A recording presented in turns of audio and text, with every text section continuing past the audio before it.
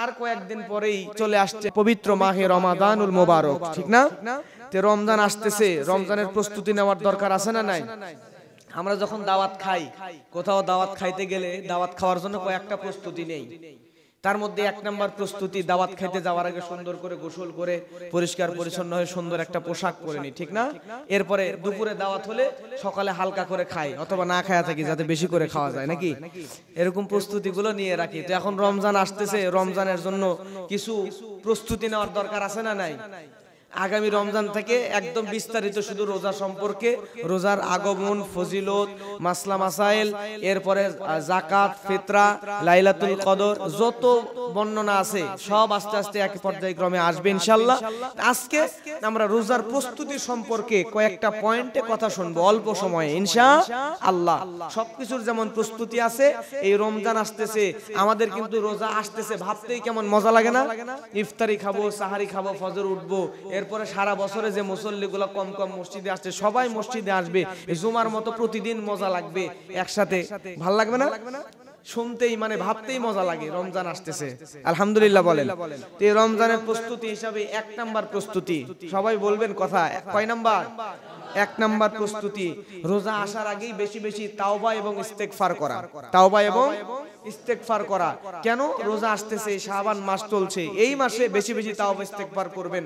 কারণ এই রমজানের আগ পর্যন্ত যত গুনাহ করছেন এই সব গুনাহ যাতে আল্লাহ এই মাসের মধ্যে তাওবা করে আল্লাহর কাছে মাফ করে নিয়া ফ্রেশ ভাবে রমজানে উপস্থিত হতে পারেন ইনশাআল্লাহ। পূর্বের সমস্ত গুনাহ রোজা আসার আগে আল্লাহর কাছে আমরা মাফ চাবো, নিষ্পাপ হয়ে রমজানে ইবাদত বন্দেগী করব, যা গুনাহ সব মাফ হয়ে যাবে, আর রমজানের ইবাদত দিয়ে আমরা খালি জান্নাতের দিকে আগাবো ইনশাআল্লাহ। এরপরে দুই নাম্বার, কোরআন এবং হাদিসের মধ্যে এই রমজান সম্পর্কিত যত ফজিলত আছে, রোজার যত গুরুত্ব আছে, রোজার যত উপকারিতা আছে, সমস্ত কোরআন এবং হাদিস থেকে আমরা জানবো, জেনে আমরা আলোচনা করব। আমরা নিজেরাই পরিবারে বলেন, সমাজে বলেন, চাইস্টলে যখন যেখানে যাকে পাবেন রোজা নিয়ে আলোচনা করবেন। ওই আমেরিকার প্রেসিডেন্ট বাইডেন থেকে ডোনাল্ড ট্রাম্প হইছে, এরপর রাশিয়ার কি অবস্থা, এরপরে আপনার ইউক্রেনের কি অবস্থা, ভারতের কি অবস্থা, এগুলোর দরকার নাই। এখন বর্তমানে বাংলাদেশের রাজনীতিরও দরকার নাই।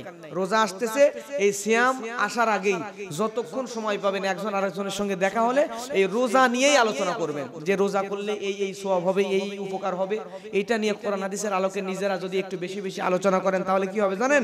মনে মনেও কল্পনা করবেন যে রোজা আসলে এটা হবে, এটা হবে। তাহলে এই রোজা সম্পর্কে আগ্রহ যত বাড়বে, ইবাদতের প্রতি আপনার ভালোবাসাও বাড়বে, আল্লাহ আপনার ইবাদত তত বেশি কবুল করবেন, সুবহানাল্লাহ। এরপরে তিন নাম্বার, কয় নাম্বার? তিন নাম্বার, রোজা আসার আগেই, সিয়াম আসার আগেই আপনি আল্লাহর কাছে ক্ষমা এবং সওয়াব লাভের জন্য মানসিকভাবে প্রস্তুতি নিয়ে নেবেন। ক্ষমা এবং সওয়াব লাভের জন্য আল্লাহর কাছে ক্ষমা চাইবেন, আল্লাহর কাছে ভাববেন যে রোজা আসতে আল্লাহ আমাকে ক্ষমা করে দিবেন, এবং যত প্রকার সওয়াব আছে কোনো সওয়াব মিস দেব না। ইতিকাফ থেকে শুরু করে নিয়া, লাইলাতুল কদর থেকে শুরু করে নিয়া, ইফতার করানো থেকে শুরু করে নিয়া, দান সদকা করানো থেকে সমস্ত রকম আমল ইবাদত যা আছে সবগুলা পুঙ্খানুপুঙ্খভাবে করবেন, কোনোটাই ছাড় দেবেন না। এই মানসিকভাবে নিজেকে সওয়াবের জন্য প্রস্তুত নেবেন। কারণ দেখেন আল্লাহর হাবিব সাল্লাল্লাহু আলাইহি সাল্লাম, আল্লাহ রাসূল সাল্লাল্লাহু আলাইহি সাল্লাম কিন্তু জীবনে মাত্র 7 থেকে 8টা রমজান পাইছেন। কয়টা? 7টা 8টা। সাহাবীরাও জীবনে কেউ 2টা 3টা 4টা 5টা 6টা 7টা, এমন খুব বেশি রোজা তারাও পায় নাই। কিন্তু আমাদের সৌভাগ্য যে আমরা এমনও মানুষ এখানে আছি যে 20 বছর 30 বছর 40 বছর 40-50টাও রোজা পাইছে। আসান এরকম 40-50টা রোজা পাইছে, 20টা 30টা পাইছে, কিন্তু আল্লাহ রাসূল সাল্লাল্লাহু আলাইহি ওয়াসাল্লাম মাত্র 7টা 8টা রমজান পাইছেন। প্রিয় ভাইরা, কারণ আল্লাহর হাবিব সাল্লাল্লাহু আলাইহি ওয়াসাল্লামের সময় রমজান যখন ফরজ হয়েছে, রোজা ফরজ হয়েছে, তখন রাসূলের বয়স প্রায় মোটামুটি শেষের দিকে। এরপরে সাহাবীরাও 45 বছর বয়স ওই সময় রোজা মানে মুসলিম হয়েছেন, মুসলিম হয়ে 45 থেকে 60 বছর বাঁচছেন, 15টা রমজান পাইছেন। কিন্তু আমাদের সৌভাগ্য আমরা 30-40টা করে রমজান পাই। তাহলে আমাদের কি এত বেশি পাচ্ছি, তারপরেও কিন্তু আমরা রোজার ফায়দা সঠিকভাবে নিতে পারতেছি না। কিন্তু আল্লাহ রাসূল সাল্লাল্লাহু আলাইহি ওয়াসাল্লামের সাহাবীরা তারা 10টা 5টা 6টা 2টা 3টা রমজান পাইছে, তারপরও সম্পূর্ণ ইবাদতে কাটাইছে। সুবহানাল্লাহ বলবেন না? তাদের মতো করে, সাহাবীদের মতো করে আমাদেরকেও এই রমজান মাসটা কাটাতে হবে এবং পরিপূর্ণ সওয়াব আমল করে নিয়ে নিতে হবে ইনশাআল্লাহ। এরপরে 4 নাম্বার, শাবান মাসেই আমাদেরকে আরেকটা প্রস্তুতি নিতে হবে, সেটা হচ্ছে অনেকের রোজা কাজা ছিল, এরকম থাকে না, রোজা কাজা থাকে। কাজা যদি থাকে, বিশেষ করে মা বোনদের বলবেন, অনেকের কাজা থাকে শারীরিক সমস্যার কারণে, যাদের রোজাগুলো কাজা ছিল রমজানের আগেই এই শাবান মাসেই এই কয়েকদিনের মধ্যে যাতে কাজা রোজাগুলো করে ফেলে। আর আমরা ওই যে বললাম যে দাওয়াত খাওয়ার জন্য কিছু প্রস্তুতি লাগে, ওইরকম রমজানের জন্য একটা প্রস্তুতি হচ্ছে। আমি আপনি সবাই চেষ্টা করব নফল রোজা করার। একটু নফল রোজা করলে পেট শরীর মন সব একটু ক্লিয়ার থাকলো, একটু প্রস্তুতি নিয়ে থাকলেন, রিহার্সাল করে রাখলেন অগ্রিম, তখন রমজান মাসে অতটা কষ্ট হবে না। আপনি আগেই 2-4টা যদি রোজা করতে পারেন নফল রোজা, প্রত্যেকেই চেষ্টা করবেন এই শাবান মাসে রমজানের আগেই 1-2টা হলেও রোজা করে একটু প্র্যাকটিস করে রাখা ইনশাআল্লাহ। প্রিয় ভাইরা, এরপরে 5 নাম্বার হচ্ছে সাধারণ ক্ষমা পেতে, আল্লাহর কাছে সাধারণভাবে ক্ষমা পেতে শিরক এবং হিংসা থেকে মুক্ত হওয়া। আমাদের সমাজের সবচেয়ে বড় সমস্যা হিংসা। সমাজে হিংসা আছে না নাই? প্রচুর পরিমাণে একজন মানুষ আরেকজন মানুষকে হিংসা করে। এই হিংসার রোগ থেকে বের হয়ে আসতে হবে, হিংসা করব না। এবং শিরক থেকে আল্লাহ যাতে আমাদেরকে সর্ব অবস্থায় হেফাজত করেন, ক্ষমা করেন, মাফ করেন, শিরকের গুনাহ যাতে আমাদের দিয়ে না করান, এজন্য আল্লাহর কাছে ক্ষমা পাওয়ার জন্য শিরক থেকে এবং হিংসা থেকে আমরা সবাই আল্লাহর কাছে ক্ষমা চাইবো, নিজেকে বাঁচায় রাখবো ইনশাআল্লাহ। এরপরে 6 নাম্বার রোজা সম্পর্কিত যত মাসাইল আছে, মাসলা মাসাইল, এখন একটু সময় পাইলেই বসে আজে বাজে গল্প না করে রোজা সম্পর্কিত 2-1টা বই বাজার থেকে কিনবেন, কিনে রমজান সম্পর্ক কোরআন হাদিসের সমস্ত মাসলা মাসাইল গুলো একটু নিজে নিজে পড়বেন। আগের থেকে জেনে থাকলে এটা আরো মজাদার হয়ে উঠবে। এরপরে 7 নাম্বার রমজানের পিছনে, মানে গত রমজানে কোন কোন ইবাদত আপনি করতে পারেন নাই, ঠিক মতো কোন কোন ইবাদত করতে পারেন নাই। যেমন রমজানে কোরআন তেলাওয়াত করতে হয়, রমজানে দান সাদাকা করতে হয়, রমজানে ইতিকাফ করতে হয়, লাইলাতুল কদরের জন্য বেজোর রাত্রিগুলো জাগরণ করতে হয়। এই ইবাদতগুলো মানুষকে ইফতার করাতে হয়, মানুষকে পারলে সাহারি করাতে হয়। এই ইবাদতগুলো রমজান, গত রমজানে কে কে করেন নাই, এই রমজানে করে ফেলবেন। কোন কোন ইবাদত করতে পারেন নাই, কেন করতে পারেন না, ওই বিষয়টা চিহ্নিত করবেন এই মাসে। আগামীতে একটা পরিকল্পনা নেবেন সবাই, যে একজন হলো সাহারি খাওয়াবো, 5 জন হলো ইফতার করাবো, রেগুলার কমপক্ষে 1 পৃষ্ঠা হলো কোরআন তেলাওয়াত করব। এরপরে সারাদিনের মধ্যে 10 মিনিট হলেও মানুষের সাথে একটু কোরআন হাদিস নিয়ে ভালো আলোচনা করব। হ্যাঁ, ইতিকাফ করব, একজন হলো ইতিকাফ করব। এরপরে হচ্ছে লাইলাতুল কদরের বেজুর রাত্রিগুলোতে কমপক্ষে 10 রাকাত 12 রাকাত করে হলেও নফল নামাজ পড়ব। এরকম একটা প্ল্যান প্রোগ্রাম এখন থেকে সাজায় ফেলেন ইনশাআল্লাহ। এরপরে 8 নাম্বার রমজানের মহড়া আগে থেকেই দেওয়া। ওই যে সেনাবাহিনী আছে না, সেনাবাহিনীরা দেখবেন বছরে একটা বার করে মহড়া দেয় যুদ্ধের প্রস্তুতি হিসাবে, বিভিন্ন জায়গায় ঘোরাফেরা করে, বিভিন্ন এলাকায় যায়।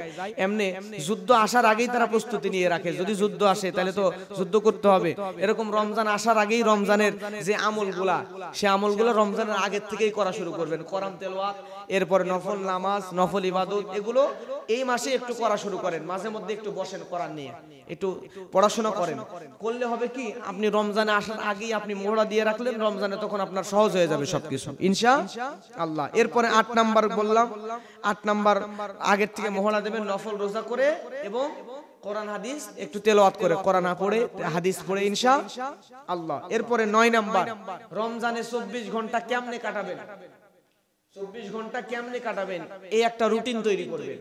সকালে ঘুম থেকে উঠবেন, সাহারি খাবেন, ফজরে সাহারি খাওয়ার পরে ফজরের নামাজ মসজিদে পড়বেন, একটু কোরআন তেলাওয়াত করবেন, নামাজের আগে তাহাজ্জুদ পড়বেন, কোরআন তেলাওয়াত করে ঘুমাবেন, ঘুম থেকে উঠে খাওয়া দাওয়া করে আরেকটু পড়াশোনা, বাড়ির কাজ কাম কইরা দুপুর থেকে আসর পর্যন্ত আরেকটু কোরআন হাদিস পড়লেন, আসর থেকে মাগরিব ইফতারের আগ পর্যন্ত একটু জিকির আজগার করলেন, ইফতারের পরে খাওয়া দাওয়া করে একটু রেস্ট করলেন, তারপর তারাবির সালাত পড়লেন, তারাবির সালাতের পরে আরেকটু কোরআন হাদিস পড়তে পারলে পড়লেন, তারপর ঘুমাইলেন। এমন করে সারা দিন কি কি কাজ করবেন জানছেন, সমস্ত কিছু একটা রুটিন হয় মনে মনে অথবা খাতায় লিখে করে ফেলেন, এখনই করে ফেলে রোজার মধ্যে যাতে ওই রুটিন অনুযায়ী আপনি চলতে পারেন। সবাই মনে মনে একটা রুটিন তৈরি করে ফেলবো ইনশাআল্লাহ। এরপরে 10 নাম্বার আমরা ওই চাঁদ দেখার জন্য এখন বর্তমানে টেলিভিশনের দিকে তাকায় থাকি, আছে না, টেলিভিশনের দিকে তাকায় থাকি চাঁদ দেখার জন্য। কিন্তু প্রিয় ভাইরা, চাঁদ দেখার জন্য টেলিভিশন, মোবাইল, খবরের কাগজ এগুলোতে তাকায় থাকবেন না। চাঁদ কিন্তু সরাসরি নিজের চোখ দিয়ে চাঁদ দেখা কিন্তু সুন্নাত, এটা জানেন তো। চাঁদ যেদিন উদয় হবে, আপনারা শুনবেন, টিভির দিকে না তাকিয়ে সরাসরি নিজের চোখ দিয়া যাতে চাঁদ দেখতে পারেন, চাঁদ দেখার দোয়াটা মুখস্থ করে নিয়ে সরাসরি একদম চাঁদ দেখবেন, নিজের চোখে চাঁদ দেখে তারপরে রোজা ঈদ এগুলো করার চেষ্টা করবেন ইনশাআল্লাহ। এরপরে 11 নম্বর, আল্লাহ সুবহানাহু ওয়া তাআলার কাছে বেশি বেশি দোয়া করা। বেশি বেশি দোয়া করবেন এই কারণে যাতে আল্লাহ সুবহানাহু ওয়া তাআলা আপনার সমস্ত আমল ইবাদতগুলো কবুল করে নেয়। রমজানে যা আমল ইবাদত করবেন সমস্ত আমল ইবাদত যাতে আল্লাহ কবুল করে, এজন্য অগ্রিম আল্লাহর কাছে দোয়া করবেন ইনশাআল্লাহ। আল্লাহ আমাদের রমজানে আমাদের সমস্ত গুনাহগুলো, আগামী রমজানেই কয়েকদিন পরে রমজান, আল্লাহ এই রমজানের জন্য আমাদের সবার সমস্ত গুনাহগুলো থেকে আমাদেরকে মুক্ত হয়ে জান্নাতি মানুষ হওয়ার তৌফিক দান করুন। সকলে বলেন আমিন। আর জোরে সবাই বলেন আমিন। প্রিয় ভাইরা, আজকের বক্তব্য এ পর্যন্তই। আজকে আর বাড়ালাম না, আগামীতে বিস্তারিত আলোচনা করব ইনশাআল্লাহ। বক্তব্যের মধ্যে ভুল ত্রুটি হয়ে থাকলে নিজ গুণে ক্ষমা করবেন।